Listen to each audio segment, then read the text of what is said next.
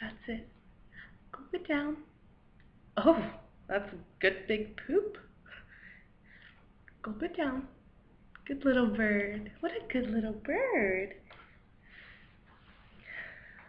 You see, God, I'm trying to work on my karma. I know that's like a pagan thing, I think, from India or China. I really don't know. I've been to school and everything, and I don't know that. But the golden rule, right? That's karma, right? Do unto others.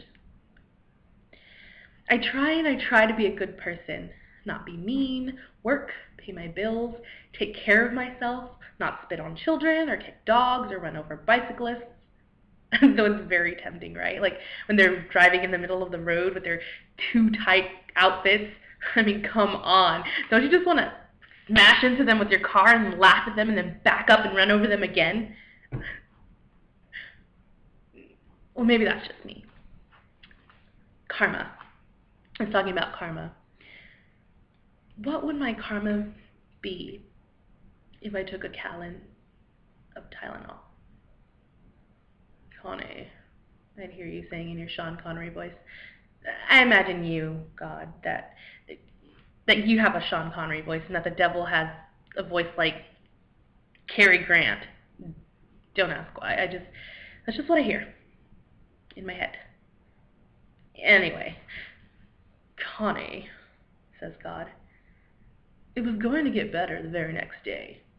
You're going to get a job interview, you're going to be published in some vastly important New York poet magazine, and you're going to win the lottery, many millions, and be able to pay your bankruptcy lawyer.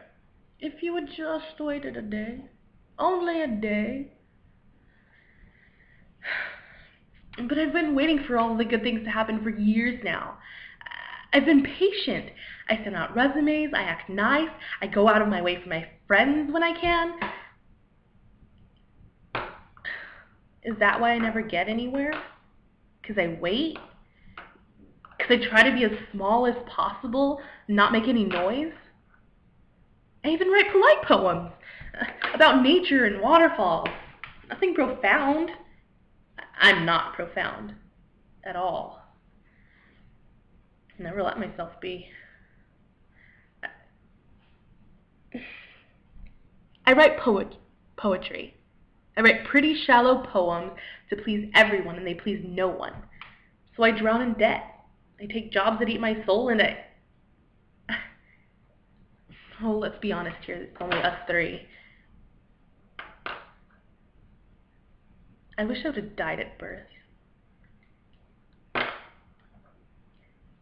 this is far, far harder to get up every day and not face things than being a soccer mom with a Down syndrome baby. And so I take care of these baby birds that my dad knocked out of their nest. Yeah, I'm too old to care about this.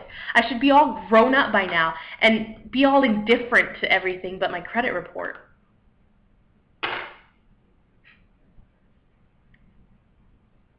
I'll never be a mom or a wife.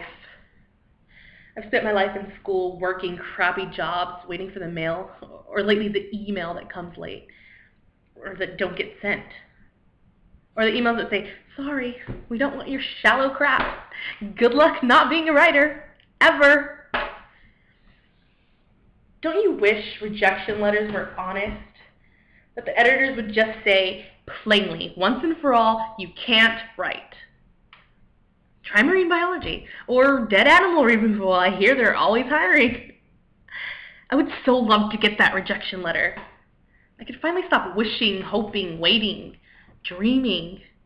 I could stop all that crap. It would be so nice.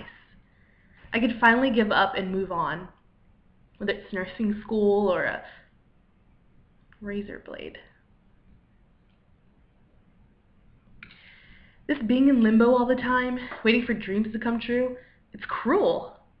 Believe in your dreams, hang in there, someday it will happen. That's what my friends keep telling me. They have houses and lives, they have money in the bank and go on vacations. They have children. Some of them even have grandchildren by now. I have nothing. Nothing to show. No awards, no college teaching position, just Just until my book gets published, I have crapola. I didn't mean to get on this, God. I didn't mean to be all maudlin. Tear me down. I will be